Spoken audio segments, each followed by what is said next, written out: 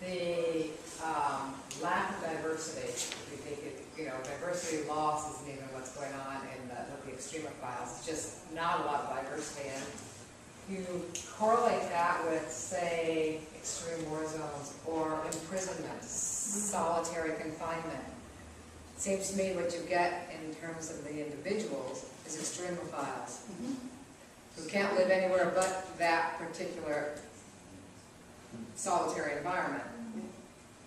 So, question then goes: how can we reconcile or bring those people back at any point into a more diverse environment? Like, can you bring the extremophiles from the rifts up, and in any way help them survive?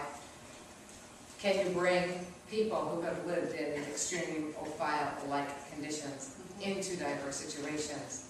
And is there any hope for them? That's not my question, good one. Well, the question is actually really good and really pertinent, because what I associated that with was also our war veterans coming back from Afghanistan and other parts of the East, where, when we've seen multiple films about this already, they can't adapt to the environment that they left from. So they have been existing in extreme situations, and so how do we work with that? So I don't have any answers, but let me give you some images. In ecology, the organisms that are extremophiles and live in those conditions can only live in those conditions. So no, you could not go down to a thermal vent, pull those up, and say, hey, I think we're going to farm these in fresh water. They're going to be dead. So that's nature. That's ecology. That's just so. The human ecology, potentially, I want to think, is a little bit different, because we have options. One of them is called consciousness. So to bring people back from extreme situations, how do we reintegrate or assimilate or work with, I would say on the soul level, because my background is psychology, back into a culture that they left and they no longer feel is their home.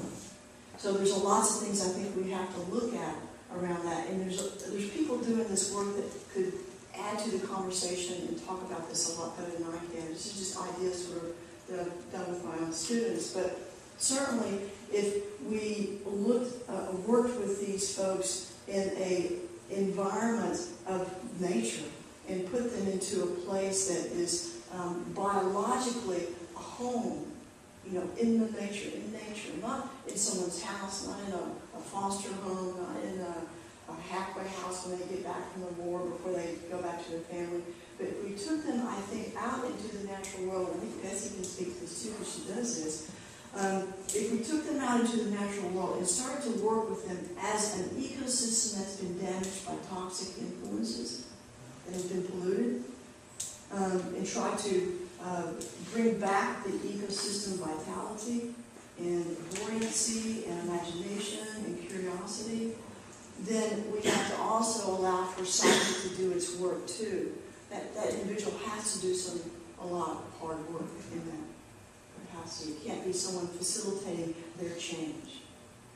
Hey, if you come back from the war, I'm going to help you out. Let's go over here. Let's grab a beer. Would you agree with that? Or disagree with that, or have something to add to that? Just a couple thoughts in relationship to that. It's not agree or disagree. I think one of the things that I've been curious about in the last couple of days is the relationship between colonization and displacement and the landscape, and how much the natural landscape has informed and sustained people for so long, and what happens when those people are removed from the landscape. And one of the things that occurs is that they can't hear it anymore, and it doesn't speak, and then it really becomes this other. And so I think one of the things that we're trying to do as eco-psychologists is somehow, in our very humble trial and error ways make that reconnection happen. And it's difficult to do because most of us haven't lived in the same place for hundreds, thousands of years. But somehow, if we can listen and hear what the land has to say, maybe,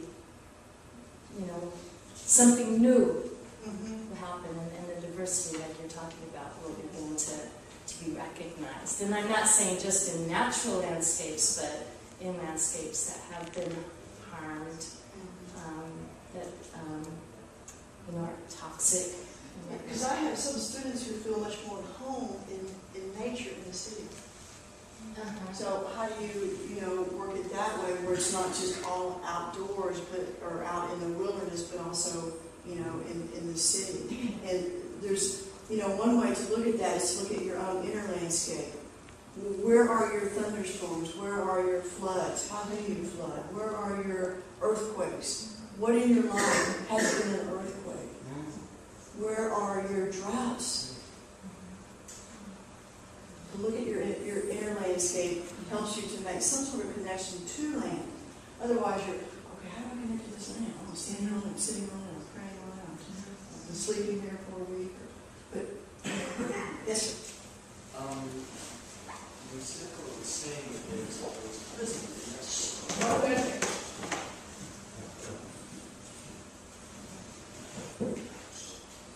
Niceforo was saying that there was a prison in Mexico called La Cumbre, and that there was a very high drug use there. But that eventually they made these new prisons where they were given more dignity, they were given each their room, they were given shelter and blankets and such. And that the people, once they were in there, changed radically by the change of this environment. They were no longer dependent on the drugs, and that changed them. And unfortunately, the drug and the narcos closed them down because they were having losses, right? Because nobody was consuming drugs. But he was giving as an example of these extremophiles going into a new, slightly more nourishing environment. But they were also, I think, allowed to go outside and work with the plants and the garden. I think that image is really important, but my caveat with that is also you can take the person and put them into a different environment, and that can certainly produce some change, but how sticky is that? Because we see that with our own culture. We've gone into this whole recycling and reuse type of bandwagon where now we're all recycling and reusing, but how sticky is that behavior? In other words, the behaviors that started the destruction in the first place could still be in place. We may have a belief system that some things can be destroyed and they'll come back. When I worked in the Galapagos with the fishermen there, the mythology was that the ocean was plentiful. So to try to get them not to fish in a particular area for even a day was almost impossible. To try to articulate to them that if you fish here for 3 days, there's not going to be any fish there, was an image that didn't relate. Because they could take a stick of dynamite, drop it into the water, and 10 seconds later there was all the fish in the world floating on top. So the images didn't correlate, didn't work. So, we had to go back and start to work with a different approach, a different mythology. It was very hard to do with the fishermen in Galapagos because they didn't want to change. And for lots of reasons, economic mostly, of course. Great, thanks.